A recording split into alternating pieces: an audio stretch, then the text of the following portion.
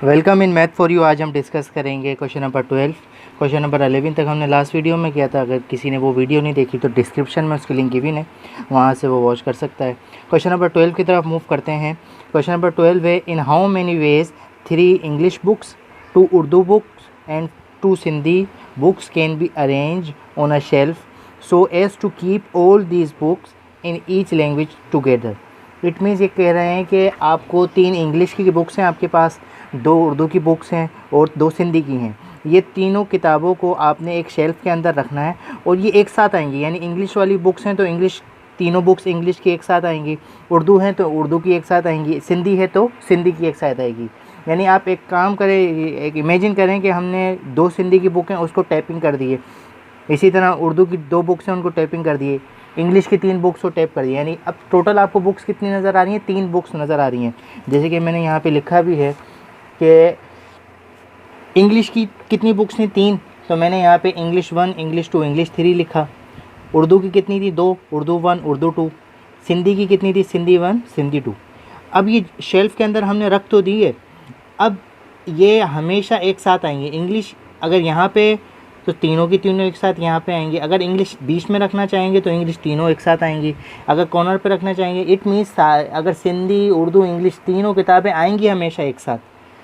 उनकी जो क्वांटिटी भी है वो भी एक साथ ही आएगी। तो अभी हम क्या करते हैं, पहले इसकी इंटरनल अरेंजमेंट निकालते हैं। इंटरनल अरेंजमेंट मीन्स इंग्लिश की कितनी किताबें? 1, 2, 3। तो इसकी टोटल अरेंजमेंट कितनी हो जाएंगी? हमने प्रीवियस वीडियो में भी सीखा था कि कितनी फैक्टोरियल हो जाएंगी? 3 फैक्टोरियल मल्टीप्लाई बाय। उर्दू की कितनी हो जाएंगी? उर्दू की हो जाएंगी 2 फैक्टोरियल, क्योंकि 2 किताबें हैं उर्दू की। सिंधी की कितनी हो जाएंगी? 2 फैक्टोरियल। देखें, ये तो अभी हमने सिर्फ क्या निकाली है? इंटरनल। अब हम अगर बाहर से देखें इसको, इंग्लिश यहाँ भी रखी जा सकती है, इंग्लिश इस कॉर्नर पे भी रखी जा सकती है, उर्दू यहाँ भी रखी जा सकती है, उर्दू यहाँ भी, सिंधी यहाँ भी रखी जा सकती है और सिंधी यहाँ भी। तो कितनी किताबें? 1, 2, 3। तो इनकी टोटल अरेंजमेंट कितनी बनेगी?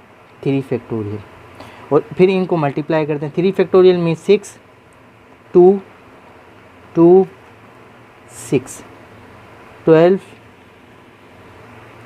12 और 144 आपके पास क्या हैं? वेज हैं, जो कि आप इन तीनों बुक्स को अरेंज कर सकते हैं। एक चीज़ ये याद रखिएगा, ये जो 144 वेज निकले ना, ये 144 वेज का मतलब है जहाँ भी आपको इंग्लिश की बुक नज़र आएंगी ना, वो तीनों बुक्स एक साथ होंगी। अगर उर्दू की नज़र आएंगी तो उर्दू की दोनों एक साथ होंगी, सिंधी की होगी तो सिंधी की एक साथ नज़र आएगी। ये था क्वेश्चन नंबर 12। क्वेश्चन नंबर 13 है। क्वेश्चन नंबर 13 के अंदर कहा गया है कि find the number of ways in which 5 first year students and 5 second year student can be seated on a bench in an examination. कि ये कह रहे हैं कि भाई 5 फर्स्ट ईयर के स्टूडेंट हैं, 5 सेकेंड ईयर के हैं, उनको एग्जामिनेशन में एक बेंच पे बिठाना है and no 2 students of the same class are next to each other. यानी कोई भी स्टूडेंट सेम क्लास का एक साथ नहीं बैठेगा। तो टोटल स्टूडेंट आप देख लो कितने टोटल स्टूडेंट आपको नज़र आ रहे हैं? कितने? 10। 5 फर्स्ट ईयर के, 5 इंटर के। अब देखो, इसका अगर रफली सा आप ग्राफ बना के चेक करोगे ना, तो आप फॉर एग्जांपल 1, 2, 3, 4, 5 ये 10 मार्किंग कर ली। फर्स्ट ईयर यहाँ बैठ सकता है तो इंटर यहाँ आएगा, है ना। यहाँ अगर फर्स्ट ईयर आ गया तो यहाँ पे आप कौन आएगा? सेकेंड ईयर आएगा। यहाँ पे क्या आएगा? फर्स्ट ईयर आ सकता है, यहाँ सेकेंड ईयर आएगा, यहाँ फर्स्ट ईयर आएगा, यहाँ सेकेंड ईयर आएगा। यानी एक एक का गैप देकर आएगा। वो ऐसा भी हो सकता है कि सेकेंड ईयर फर्स्ट पे यहाँ आ जाए तो फिर फर्स्ट ईयर आएगा। फिर ये तरतीब इनकी चेंज हो जाएगी। पहले तो इनके वेज हैं। फर्स्ट ईयर क्या, एक बच्चा यहाँ बैठ सकता है, एक यहाँ बैठ सकता है, एक यहाँ बैठ सकता है, एक यहाँ बैठ सकता है, एक यहाँ बैठ सकता है, 1, 2, 3, 4, 5, एक यहाँ बैठ सकता है ना। 1, 2, 3, 4, 5 फर्स्ट ईयर के 5 हो गए। इंटर के देख लें, 1, 2, 3, 4, 5 इंटर के हो गए। ये तो देखें, फर्स्ट ईयर के 5 बच्चे हैं तो वो कितने वेज में बैठ सकते हैं? 5 उसके पास तरीके हैं। इसी तरह सेकेंड ईयर के भी कितने तरीके हैं? 5। लेकिन हम इनको शफ़ल भी तो कर सकते हैं। शफ़ल का मतलब है कि हम पहले सेकेंड ईयर से स्टार्ट कर लें, फिर फर्स्ट ईयर से। इसका मतलब ये यहाँ पर आ जाए, यहाँ पे आ जाए। इसका मतलब सिर्फ ये एक ही चीज़ चेंज हो रही है ना, जगह चेंज हो रही है। तो टोटल नंबर ऑफ़ अरेंजमेंट क्या होगा कि भाई पहले फर्स्ट ईयर और इंटर सेकेंड ईयर के जितने भी वेज हैं उनको मल्टीप्लाई कर दो। फर्स्ट ईयर के 5 फैक्टोरियल हैं, इंटर के 5 फैक्टोरियल हैं। फिर इसके पास 2 ऑप्शन है, या तो पहले फर्स्ट ईयर रख सकते हैं या पहले सेकंड ईयर एक ऑप्शन, या पहले सेकंड ईयर या फिर बाद में फर्स्ट ईयर, तो कितने फैक्टोरियल हो गए, 2 फैक्टोरियल हो गए। 5 फैक्टोरियल का मतलब है 120 multiply bye 120 multiply bye 2, 120 multiply bye 2, इसको मल्टीप्लाई कर लें कैलकुलेटर से। तो यहाँ कैलकुलेटर से मल्टीप्लाई करेंगे तो इसका आंसर आ रहा है 28800। 28800 वेज हैं कि उन बच्चों को एग्ज़ाम के अंदर एक बेंच के ऊपर बिठाने के तरीके हैं। क्वेश्चन नंबर 13 के बाद क्वेश्चन नंबर 14 से पहले हमें सर्कुलर परमुटेशन या साइक्लिक परमुटेशन को समझना पड़ेगा। पहले इसकी डेफिनेशन समझ लेते हैं कि the permutation of things which can be represented by the point on a circle are called circular permutation. इसका मतलब है कि आप किसी भी चीज़ को, यानी आपके पास ऑब्जेक्ट हैं, कितने ऑब्जेक्ट हैं, n ऑब्जेक्ट्स हैं, आप उनको किसके अंदर प्लेस करने जा रहे हो, सर्किल के अंदर। जैसे कि फॉर एग्जांपल आपके पास ये सर्किल है और आपके पास 4 ऑब्जेक्ट हैं, for example A, B, C, D, ये 4 ऑब्जेक्ट हो गए आपके पास। अब आपको ये बताना है कि कितने वेज हैं जो इनको अरेंज कर सकते हो सर्किल के अंदर, साइक्लिक परमुटेशन। तो देखें इसने एक चीज़ बड़ी मेन यहाँ पे लिखी है, the permutation of things which can B represent by the point on a circular, यानी बाय द पॉइंट का मतलब है कि एक पॉइंट इसका फिक्स कर दो। फॉर एग्जांपल A को मैंने क्या कर दिया, फिक्स कर दिया, बाकी कितने बचे, 3। अब 3 हैं, D यहाँ आ सकता है, D यहाँ आ सकता है, D यहाँ आ सकता है, C, अगर D यहाँ आ गया तो C के पास 2 ऑप्शन, एक B के पास। इसका मतलब कितने नंबर बचे, अब कितने अल्फ़ाबेट बचे, 3, 1 2 3। तो कितनी फैक्टोरियल बचेंगे, 3 फैक्टोरियल। और इसका डायरेक्ट फार्मूला देखें इन्होंने किस तरह बताया है कि the number of circular permutation या circular arrangement of n different object is written by n-1 factorial. देखें n कितना था, n means number of objects, 1 2 3 4, 4 n आ गया n-1, 4 में से एक कम कर दें तो कितना बचेगा, 3 फैक्टोरियल। देखें यहाँ डायरेक्ट भी 3 आ रहा था। तो साइक्लिक परमुटेशन के अंदर आप क्या करते हैं, जितने भी आपके पास ऑब्जेक्ट आते हैं, 5 आए तो उसमें से एक कम कर दो, 6 आए उसमें से एक कम कर दो, फिर वो उसकी अरेंजमेंट कहलाती है। लेकिन ये तो केस था बिल्कुल साइकिल का, जिसके अंदर आप अगर इस डायरेक्शन में मूव करो क्लॉकवाइज, जिस तरह घड़ी घूमती है, और अगर एंटी क्लॉकवाइज मूव करो तो दोनों डिफरेंट आएगा। क्योंकि अगर यहाँ D रखोगे अलग काउंट होगा, D यहाँ रखोगे अलग काउंट होगा, है ना। लेकिन गार्लैंड के केस में, गार्लैंड मीन्स हार या फिर नेकलेस में जब आप देखते हैं उसके अंदर एक अरेंजमेंट फ़िक्स होती है। अरेंजमेंट फ़िक्स का मतलब है कि फॉर एग्जांपल ये इसका ओपन पे पॉइंट है, ओपन एरिया। अब यहाँ पे जैसे कि फॉर एग्जांपल रेड बीड है तो यहाँ पे भी क्या आएगी, रेड बीड, है ना। यहाँ पे ब्लू है, यहाँ पे भी ब्लू। अगर मैं फॉर एग्जांपल इसको यहाँ से देखूँ, यहाँ से देखूँ, दोनों जगह से क्या आएगा, सेम। तो इसके अंदर हम क्या करते हैं कि रिपीट हो जाएगा ना 2 चीज़ें, तो हम n-1 तो लिखते हैं, लेकिन उसको किससे डिवाइड करवाते थे, 2 से। तो यहाँ पे लिखा हुआ है the clockwise and anti clockwise arrangements are not regarded as distinct. Are not regarded as distinct, distinct का मतलब कि उनको देखा नहीं जाता कि भाई अगर उनको एंटी क्लॉकवाइज और क्लॉकवाइज भी देखते हैं तो वो डिस्टिंक्ट नज़र नहीं आती, एक जैसी नज़र आती है। नोट लिखा हुआ है ना, are not regarded as distinct. The number of arrangement is reduce by 1/2। 1/2 का मतलब 1/2। Formula is 1/2 n-1।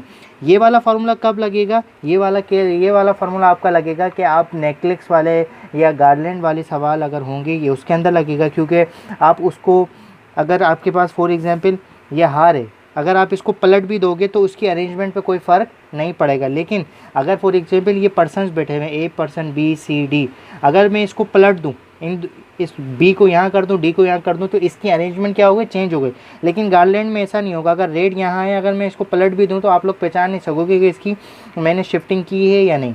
इस वजह से गार्लैंड और नेकलेस के केस में हम 1/2 लिखते हैं और इसमें हम n-1 लिखते हैं। -1 आप लोग ये याद रख लें, क्योंकि हम किसी को एक पर्टिकुलर पॉइंट पे फिक्स करके फिर हम उसकी अरेंजमेंट निकालते हैं। ये थी हमारी साइक्लिक परमुटेशन से रिलेटेड थोड़ी बहुत डेफिनेशन। तो क्वेश्चन नंबर 14 की तरफ मूव करते हैं। नंबर 14 के अंदर आपके पास कहा गया है कि find the number of ways in which 8 different colour beads can be arranged in a row, arrange in a cycle on table और फॉर्म इनटू अ नेकलेस। देखें 8 आपके पास कलर बीड्स हैं, अब आपको ये देखना है कि पहले उनको अरेंज करना है रो के अंदर। देखें स्ट्रेट रो के अंदर अरेंज करेंगे। फॉर एग्जांपल मैंने यहाँ पे लिखा है कि भाई आपके पास 8 डिफरेंट बीट्स हैं, उनको अरेंज करना है रो के अंदर। रो के अंदर मीन्स आप सिर्फ उनको स्ट्रेट डायरेक्शन में 1 2 3 4 5 6 7 आपके पास ये 8 हो गए। अब ये देखो 8 क्या है, डिफरेंट है। तो इसकी अरेंजमेंट के लिए हमने क्या पढ़ा था कि जब ये नंबर ऑफ़ ऑब्जेक्ट क्या हों, डिफरेंट, आप डायरेक्ट उनके अरेंजमेंट के लिए उनके क्या निकाल दो, फैक्टर निकाल दो, तो फैक्टोरियल निकाल दो। तो आप क्या करोगे, total number of ways, total number of ways is equals to 8 factorial, और 8 फैक्टोरियल को आप कैलकुलेटर से सॉल्व कर दें। 8 फैक्टोरियल क्या है, 40320, 40320, ये इसका फर्स्ट वाले का आंसर है कि इतने वेज हैं, इन 8 डिफरेंट बीट्स को अरेंज किया जा सकता है। इसका पार्ट 2 देखते हैं। पार्ट 2 के अंदर कहा गया है कि arrange in a cycle on a table. तो अब देखें यहाँ पे क्या लिखा है, arrange in a circle on a table. अब इसको सर्किल की फॉर्म में अरेंज करना है, टेबल के ऊपर सर्किल बनाना है। देखें बीट्स क्या है, डिफरेंट हैं, 8 डिफरेंट बीट्स हैं। अब देखें ये क्या है, सर्किल बनाना है इसका। अब ये अगर हम क्लॉकवाइज देखें, एंटी क्लॉकवाइज देखें तो क्या बनेगा, डिफरेंट बनेगा, क्योंकि डिफरेंट बीट्स हैं। आप क्या करेंगे कि आप इसको लिख देंगे, फार्मूला कौन सा लगेगा, n-1 फैक्टोरियल। n कितना है, 8 - 1 फैक्टोरियल, तो ये हो जाएगा 7 फैक्टोरियल, और 7 फैक्टोरियल का आंसर होता है 5 फैक्टोरियल, 7 फैक्टोरियल, 5040, 5040 आपके पास वेज होंगे कि आप इसको अरेंज कर सकते हैं सर्किल के अंदर। अब आपको तीसरे पार्ट के अंदर जो इन्होंने बताया है वो ये कह रहे हैं कि फॉर्म इनटू आ नेकलेस। अब इसका नेकलेस बनाना है। अब देखें इसका नेकलेस जब बनाएंगे तो उसकी अरेंजमेंट क्या होगी, अगर हम उसको रोटेट भी कर दें, यानी उसको पलट भी देंगे, तो वो क्या होगा, सेम होगा। लेकिन ऐसा सर्किल के अंदर तो नहीं है ना, टेबल के अंदर तो नहीं है ना।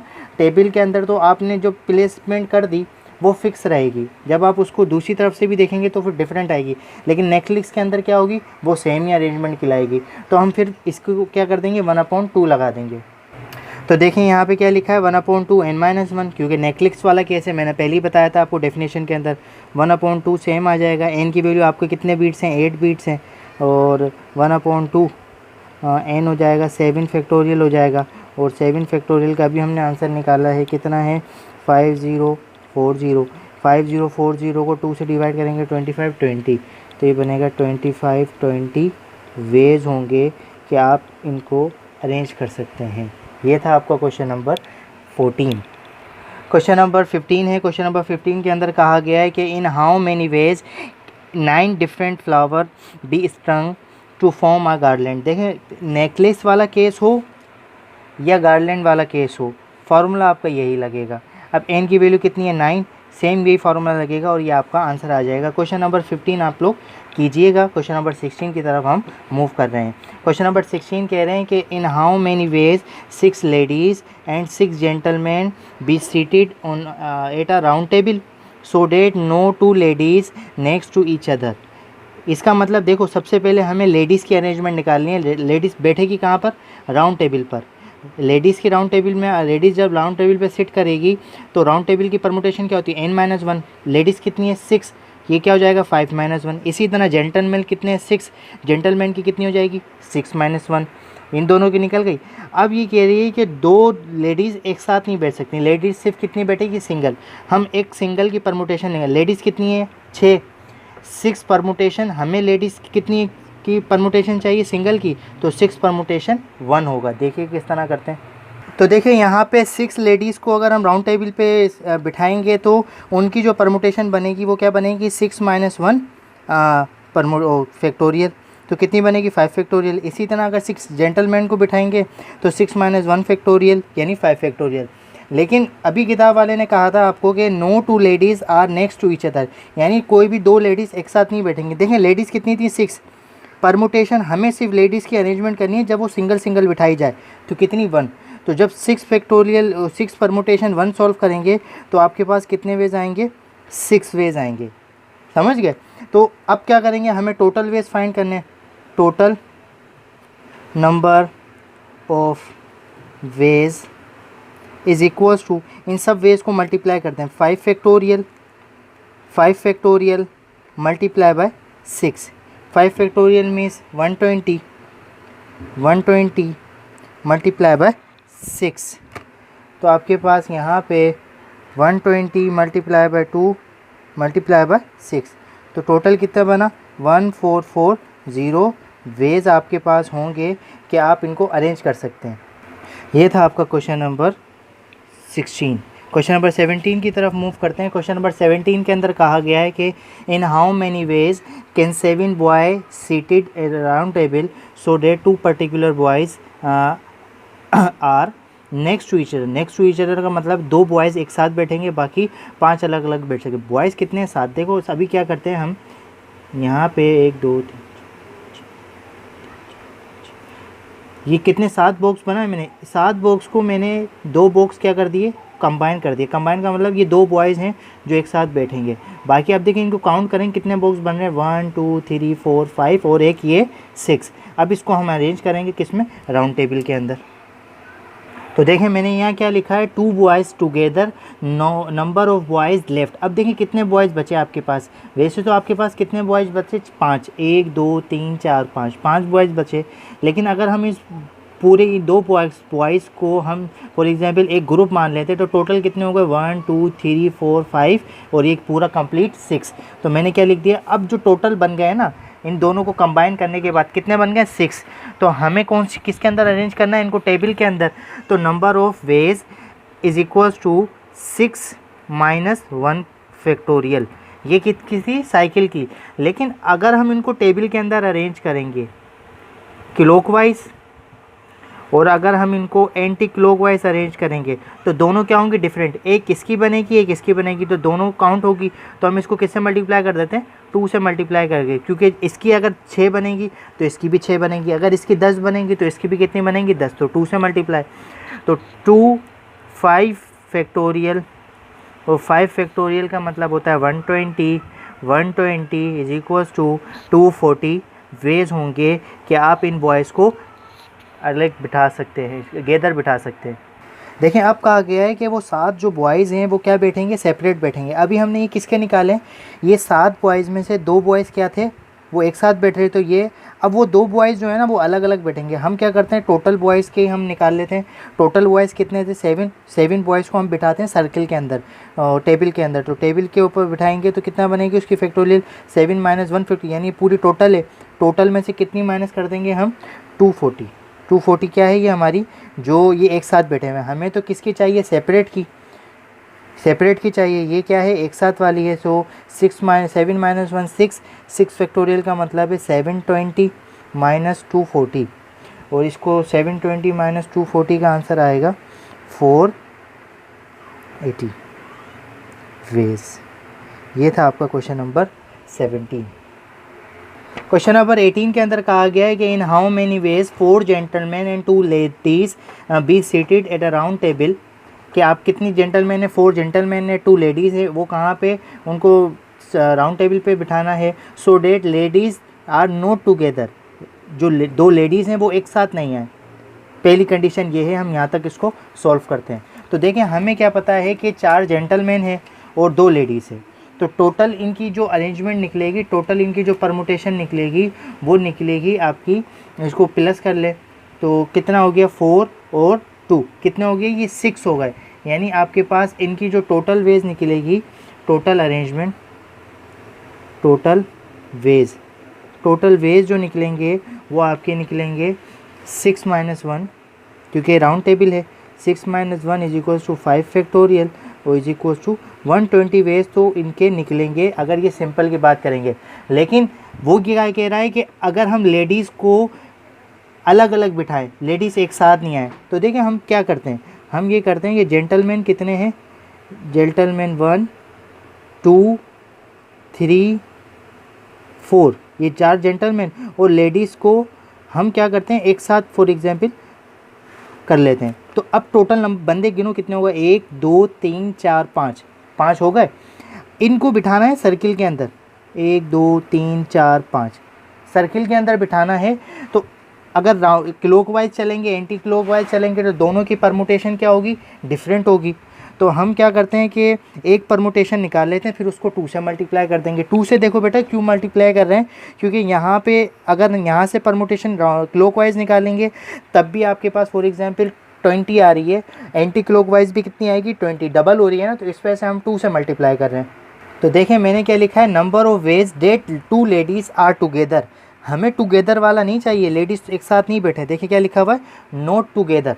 लेकिन हम क्या करते हैं, इसकी रिवर्स टेक्निक को यूज़ करते हैं, हम टुगेदर वाली निकाल लेते हैं, फिर टोटल में से इसको क्या कर देंगे, माइनस कर देंगे। जब हम टुगेदर बिठा रहे हैं तो ये एक ही बन गया, यानी एक यूनिट बन गया। 1 2 3 4 5 टेबल के अंदर बिठा रहे हैं तो कितना बन जाएगा, 5 - 1 फैक्टोरियल। और इसको हम 2 से क्यों मल्टीप्लाई कर रहे हैं, क्योंकि क्लॉकवाइज भी होगी और ये कौन सी होगी, एंटी क्लॉकवाइज भी। तो कितना बनेगा, 4 फैक्टोरियल।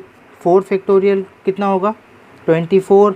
24 को मल्टीप्लाई करेंगे कितना बनेगा, 48 वेज। तो देखें ये हमने क्या निकाला है कि वो लेडीज़ एक साथ बैठ रही है। अब हम क्या निकालेंगे, नंबर ऑफ वेज, जो हमारा एक्चुअल सवाल पूछा गया है, number of ways that 2 ladies are not sit together. Total ways कितने थे इसके, 120। तो 120 लिखेंगे, 120 में से एक साथ कितने वेज लेके आ रहे हैं, वेज 48। 120 में से 48 माइनस कर देंगे तो आपके पास इसका आंसर आएगा वो 12 4 8 72। 72 वेज होंगे कि वो लेडीज़ अलग अलग बैठेगी। ये इसका था, फर्स्ट पार्ट था इस सवाल का। इस सवाल का सेकंड पार्ट में क्या कहा गया है, सेकंड पार्ट में कहा है कि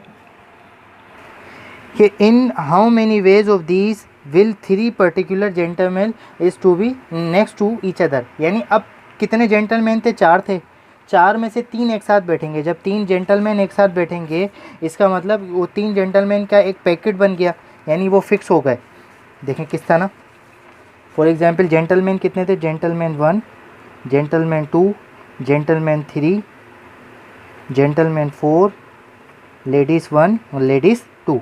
अब देखें फॉर एग्जांपल ये 3 जेंटलमैन हैं, ये एक साथ बैठेंगे तो अरेंजमेंट अब टोटल कितने हो गए, देखें ये एक सिंगल यूनिट बन गया, 1 2 3 4, 4 बन गए। अब इन 4 को आपने किसके अंदर अरेंज करना है, सर टेबल के अंदर अरेंज करना है। अब ये क्लॉकवाइज भी बनेंगे और एंटी क्लॉकवाइज भी, तो हम एक ही निकाल लेते हैं, उसको हम 2 से मल्टीप्लाई कर देंगे तो वो एंटी क्लॉकवाइज भी उसमें शामिल हो जाएगा। मैंने क्या लिखा कि no number of ways 3 particular gentleman to be set to next each other. कितना टोटल बने थे, 1 2 3 4 4 - 1 फैक्टोरियल। ये 2 मैंने क्यों लगाया, क्योंकि मुझे क्लॉकवाइज भी जाना है और एंटी क्लॉकवाइज भी जाना है। इसको सॉल्व करेंगे इसका आंसर आएगा 12।